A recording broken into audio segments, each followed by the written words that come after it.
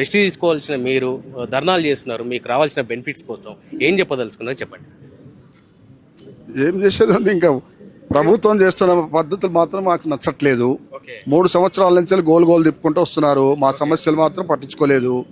మరి మా తడాఖా కూడా మేము చెప్పదలుచుకున్నాం. ఇప్పుడు ఇక నెక్స్ట్ ఎన్ని చెప్పినా కానీ వాళ్ళు వింటలేరు. తర్వాత అపాయింట్మెంట్ ఇవ్వరు.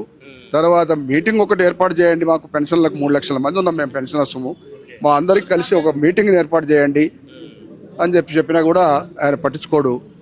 చీఫ్ సెక్రటరీ పట్టించుకోడు, అటు మంత్రులు పట్టించుకోరు.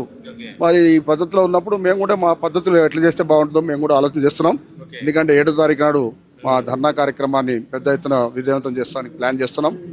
సో దాని తర్వాత మా పద్ధతి ఏందో మేము చెప్తాము. స్పెషల్ గా సార్, గవర్నమెంట్ దగ్గర ఖజానా లేదు, అసలు బ్యాంకుల దగ్గరికి అప్పుకి వెళ్తే మమ్మల్ని దొంగలు చూసినట్టుగా చూస్తున్నారని రేవంత్ రెడ్డి గారు చెప్తున్నారు.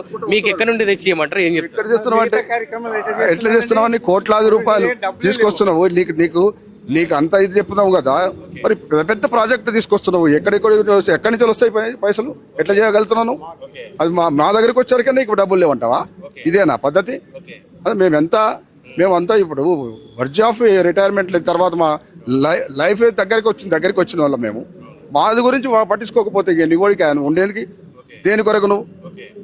ఎప్పుడైనా తెలంగాణ రాష్ట్రంలో ఇలాంటి దాఖలాలు ఎప్పుడు లేదు ఇప్పటిదాకా. నేను 13 సీఎంలను చూశాను, ఇలాంటి వ్యక్తిని మాత్రం నేను చూడలేదు. ఇప్పుడు అట్లా పరిస్థితి వచ్చింది మాకు. పోయిన ఆయన ఎట్లా చేసిన అనుకుంటే మరి ఈయన ఇట్లా గొప్ప చెప్తాడని మేము అనుకుంటే ఉల్టా చేసి అవతల పడ్డాడు. నువ్వు అంటే సీఎం అక్కడికి పోతున్నాడు, ఢిల్లీకి పోతాడు, వస్తాడు. ఏందండి? సిగ్గుచేటుగా ఉంది ఇక్కడ చెప్పుకోవడానికి. చాలా అధ్వానమైన పరిస్థితి ఉంది.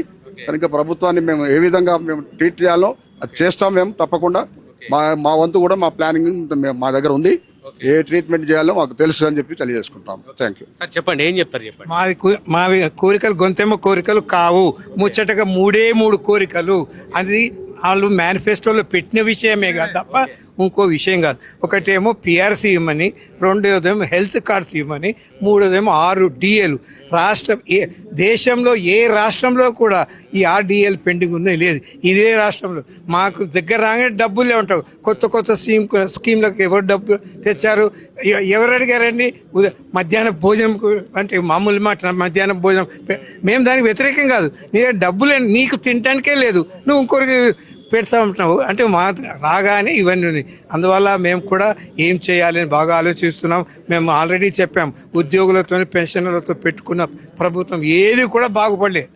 అందువల్ల దయచేసి ఇప్పటికైనా వాళ్ళు కళ్ళు తెరిచి మా ముసలి వాళ్ళకు బాధ కలగకుండా, లేకపోతే ఈ పెద్దవాళ్ళ ఉసురు తగలకుండా చూసుకోవాలి. శాపనార్థాలు పెడితే అది ఏదైనా బాగుండేది. అందుకనే మేము మొదలు అడిగి రిప్రజెంటేటివ్ ఇచ్చి 6వ తారీఖు వరకు మా కోరికలు నెరవేర్చండి అన్నాం. 2వ తారీఖు 2 June formation of Telangana day. ఆ రోజు ఒక DA ఇస్తాడా ఏమైనా ఇస్తా అంటే అది కాదు, ఉల్టా మా దగ్గర 1.5% ఎగగొట్టి తీసుకున్నాం. అట్లా 3 నెలల నుంచి వితౌట్ అవర్ ఆప్షన్ మమ్మల్ని అడగకుండానే తీసుకోం. మళ్ళీ తీసుకున్నప్పుడు వాళ్ళు కూడా గవర్నమెంట్ కూడా ఇవ్వాలి కదా, అది వేయలేదు. ఇవంతా చూస్తుంటే అంతా మోసం చేసి అంతా ఏడిపించడము మంచిది కాదు మా యొక్క మన. ఏ గవర్నమెంట్ అయినా పెన్షన్దారులను ఇలా ఇబ్బంది పెట్టే దాఖలా ఏం లేవు. లాస్ట్ ప్రభుత్వం ఉన్నా కానీ అన్ని ఇచ్చాడు. ఇప్పుడు చూస్తుంటే ఈయనకంటే ఆయనే బెటర్ అనిపిస్తుంది. ఆయన PRC ఇచ్చాడు 31%, 43% ఆయన ఈయన ఇచ్చుడు లేదు, పీకు లేదు. ఏం చూడు, డబ్బులు లేవు. మాట్లాడితే డబ్బులు లేవు. నువ్వు తిరగడానికి డబ్బులు ఉన్నాయా? అమెరికా పోతున్నావు, లండన్ పోతున్నావు, ఫుట్బాల్ మ్యాచ్కి 100 కోట్లు, ఇవన్నీ ఎక్కడికి వెళ్ళి డబ్బు వాళ్ళ పార్టీ ఇస్తుందా, ఆయన ఇస్తుందా? మేము కట్టే ట్యాక్సులు, మేము ఉద్యోగులం అంటే మేము ప్రజలం కామా. We are paying our income tax every month. I'm paying 8,000 rupees. వాళ్ళకి వాడు ఏ రాజకీయ నాయకుడు ₹1 ఇన్కమ్ ట్యాక్స్ ఏర్తలేదు. And they are enjoying everything. అది ఈ విధేయకంగా ఉంది. అందువల్ల ఇప్పటికైనా మా కోరికలు నెరవేర్చాలని మాకు.